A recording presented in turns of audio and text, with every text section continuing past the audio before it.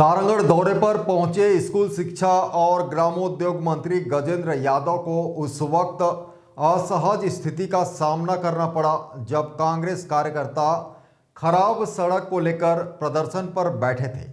Police ने तत्काल रास्ता डायवर्ट कर मंत्री को कार्यक्रम स्थल पहुंचाया। वहीं कार्यक्रम के दौरान मंत्री ने शिल्पकारों से सौजन्य भेंट करते हुए आत्मनिर्भर भारत और वोकल फॉर लोकल पर जोर दिया। दरअसल सारंगढ़ बिलाईगढ़ जिले के दौरे पर पहुंचे मंत्री गजेंद्र यादव का काफिला उस वक्त रुक गया जब रानी सागर के पास खराब सड़कों को लेकर कांग्रेस कार्यकर्ता सड़क पर धरना प्रदर्शन कर रहे थे। हालात को देखते हुए पुलिस ने रूट डायवर्ट किया और मंत्री को कार्यक्रम स्थल तक पहुंचाया गया।